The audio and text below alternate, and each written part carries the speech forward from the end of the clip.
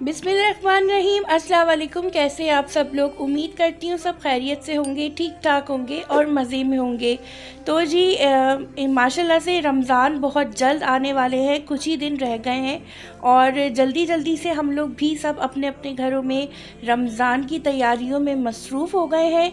तो कोई अपने घरों में रमज़ान फूड प्रिपरेशन कर रहा है, तो किसी के घर में रमज़ान से पहले क्लीनिंग श्लीनिंग चल रही है।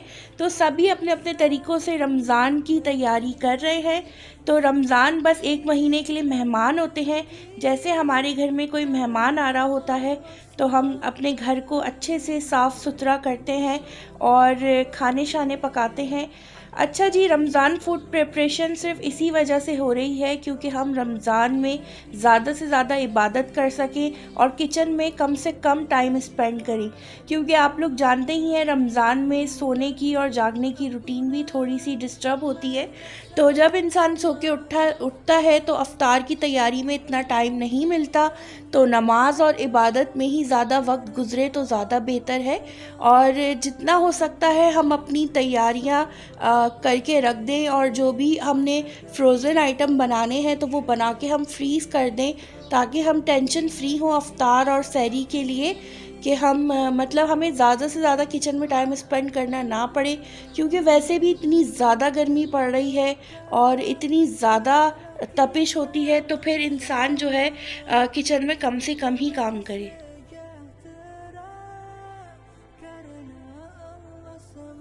तो यहाँ पर मैंने दही बड़ों का मसाला बनाया है। ज़ीरा और साबुत लाल मिर्चें और साबुत धनिया डाल के इन्हें अच्छा सा भून लिया था फ्राई पैन में। और जब ये भुन गया तो इसे पीस लिया और पीस के इसमें नमक ऐड कर दिया। तो ये दही बड़ों का मसाला बन गया। इसे पकोड़ों में भी यूज़ किया जाता है और सालन वगैरह में भी हम यूज़ कर सकते हैं। तो ये बना के मैं एक छोटे से जार में स्टोर कर लूँगी। तो ये बड़ा हेल्पफुल रहता है, आप लोग भी बना सकते हैं।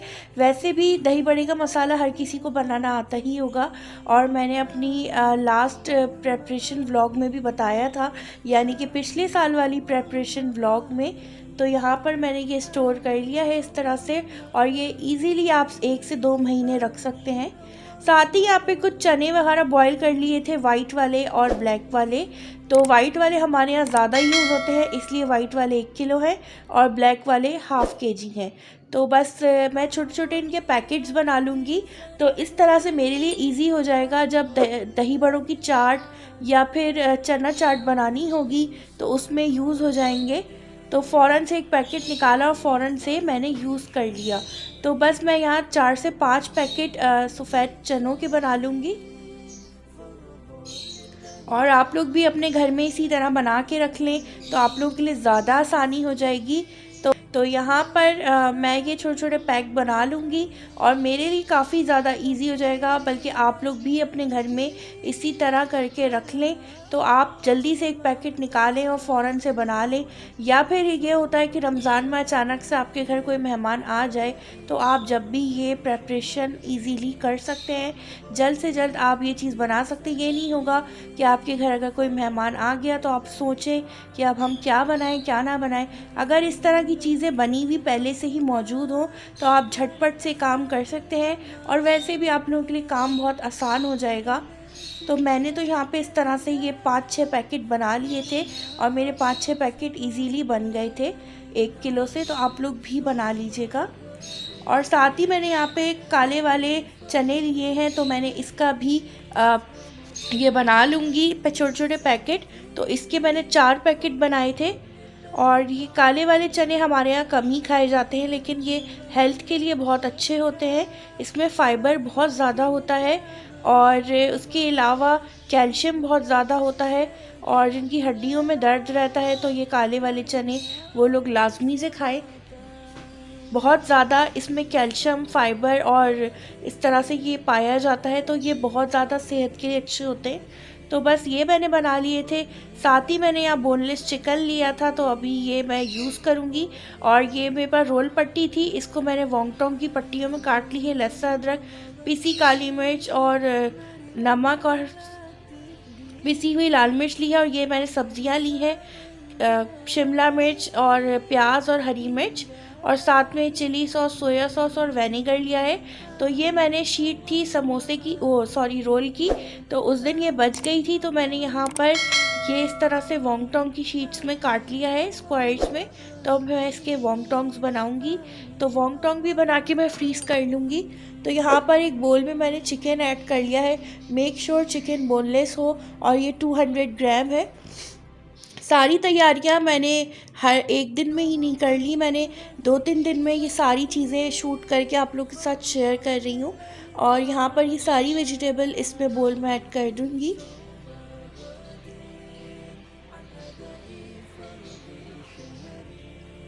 साथ ही इसके अंदर ये मसाले, पिसी लाल मिर्च, नमक और लाल मिर्च, पिसी काली मिर्च, नमक और लाल मिर्च, और लहसुन अदरक का पेस्ट,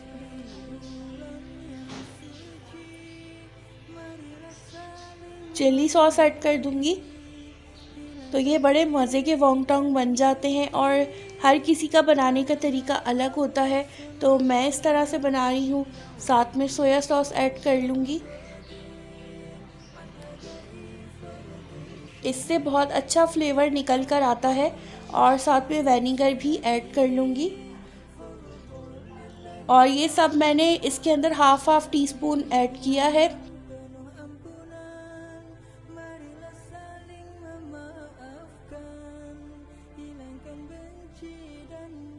अब मैं इसे चॉपर में डाल के चॉप कर लूँगी अच्छे से, बिल्कुल इसे फाइनली चॉप कर लेना है सब चीज़ों को मिलाकर।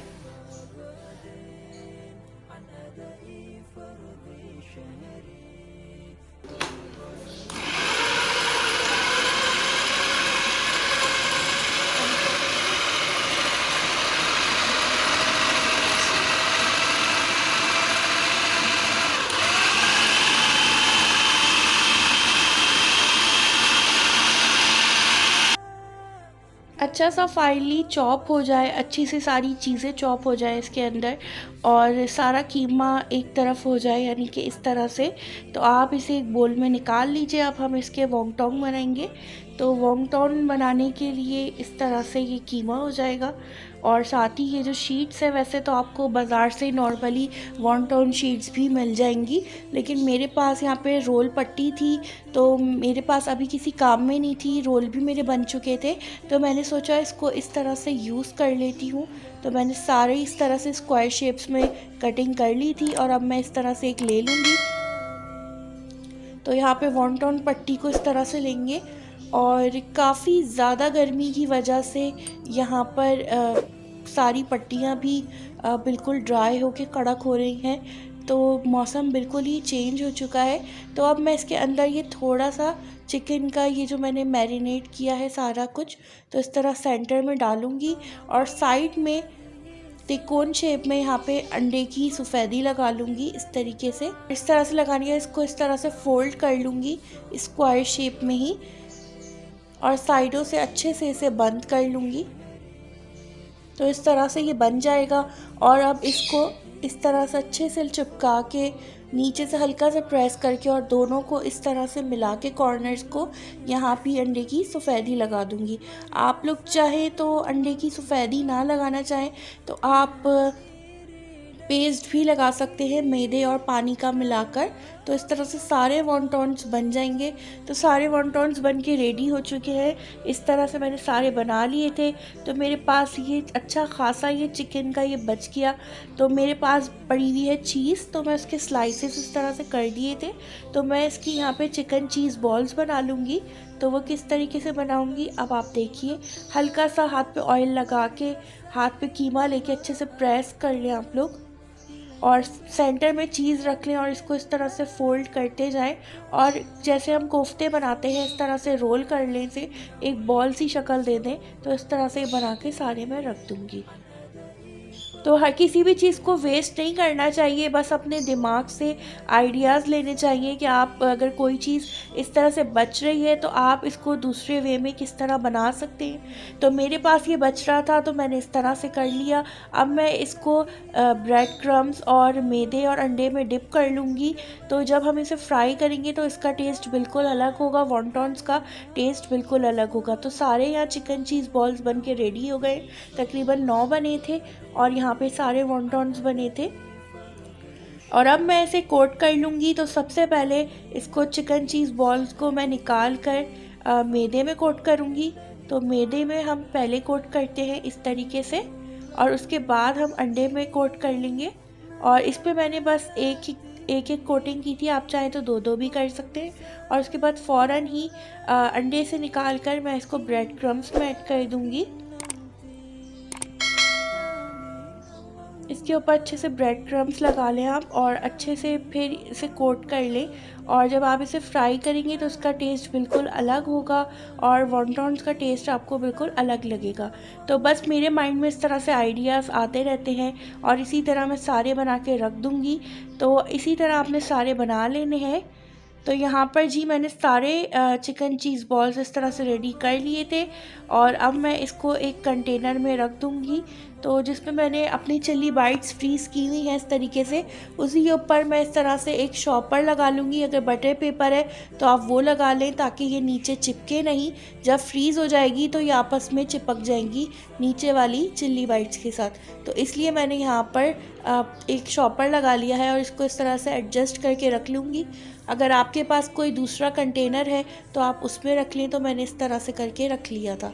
तो बस यही थी आज की Ramzan preparation part 2 video. I hope आप लोगों को अच्छी लगी होगी। मिलूंगी नेक्स्ट वीडियो में। Thanks for watching. अल्लाह हाफिज़। Bye friends. Bye bye.